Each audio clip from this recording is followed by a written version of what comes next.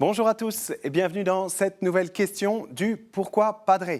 Aujourd'hui, nous avons Céline qui nous interroge. Pourquoi la liturgie des heures, la prière, commence toujours par l'invocation « Dieu, viens à mon aide, Seigneur, à notre secours », alors que cette phrase n'est pas présente dans la liturgie de la messe.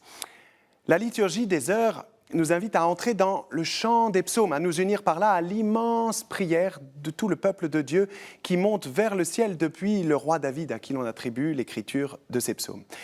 Et donc la liturgie des heures, en réalité, s'ouvre d'abord par le psaume 50 au petit matin, parfois au cœur de la nuit pour certaines communautés monastiques, avec cette phrase « Seigneur, ouvre mes lèvres » et ma bouche publiera ta louange.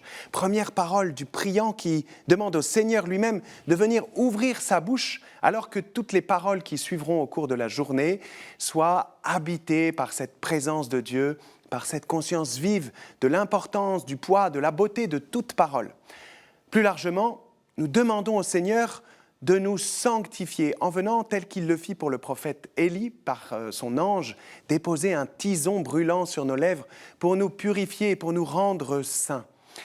Et puis ce chant des psaumes, qui accompagne le jour naissant avec les matines ou les laudes, se prolonge plusieurs fois dans la journée jusqu'à la prière des complis au seuil de la nuit.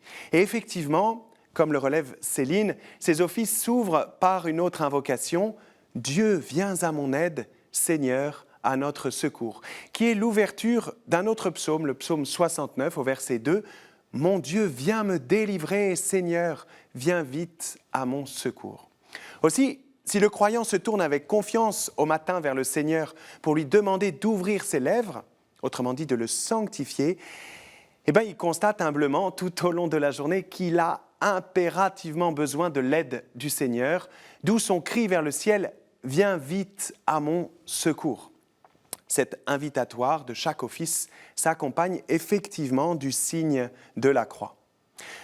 L'Eucharistie, quant à elle, s'ouvre différemment. En effet, immédiatement après le signe de la croix, l'échange entre le célébrant et l'assemblée dit « Le Seigneur soit avec vous et avec votre esprit ». Et cela vient manifester de manière particulière la présence du Christ qui est, dans la célébration de toute Eucharistie, à la fois, comme dit une préface, l'autel, le prêtre et la victime, celui qui s'offre dans ce sacrifice.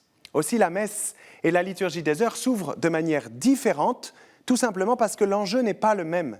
Pour l'Eucharistie, c'est la présence du Christ venant s'offrir lui-même, qui est d'emblée manifestée. Dans la liturgie des heures, c'est la supplication humble et confiante du peuple de Dieu qui s'élève au rythme des psaumes. Alors merci pour cette question qui nous invite à entrer dans cette magnifique prière de la liturgie des heures. Je vous y invite.